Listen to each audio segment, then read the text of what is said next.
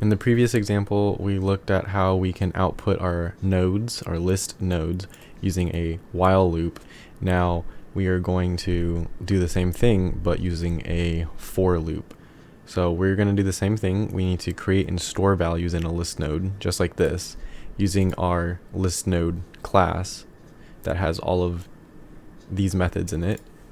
After we have our list node class and we've declared everything and we have output our results just to test it, we are going to get this. We're just going to copy this over and run it, and we get 3, 7, and 12. Those are the values that are stored in our list node right here. 3, 7, 12, and then a null value. So we're going to use a for loop to output our next set of values. So we'll have 4, and we are going to do the same thing that we did here, where we assign, we made a new list node, we called it current, and we set it equal to list, so that all of our list values are stored in current. But we're going to do it inside of our for loop this time. So we're going to do list node current is equal to list, like this. And this is basically, if we have another for loop, this is basically int x is equal to 0. If we compare these, we have our type here. This is of type int, this is of type list node, and this is our name. This is our name, and then this is what it's starting at. So right here it's starting at 0.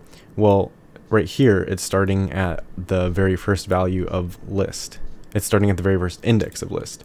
So after this, we are going to have current is not equal to null.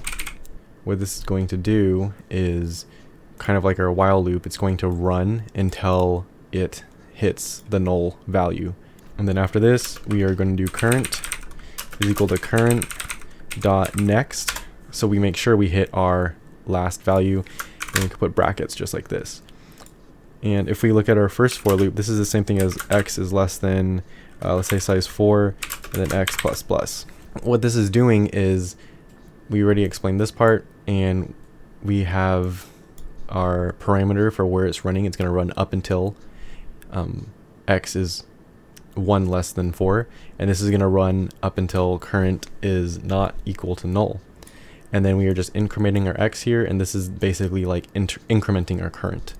A while loop is a little bit cleaner, but a for loop has all of the values stored inside of its parameters, so that can be looked at as a little bit cleaner.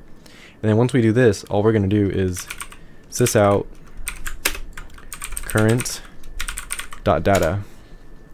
When we do this, our output's going to look like this. If we comment out our list.data, we're just going to get our current values, 3, 7, and 12, and 0. And just like last time, instead of having this as current, it needs to be current.next for it not to include the null value, which would be outputting 0.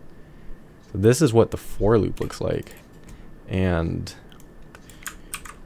our while loop, compared to it, looks like this. And they both output the same thing, but the for loop can be a little bit cleaner since everything is condensed into the parameters of the for loop.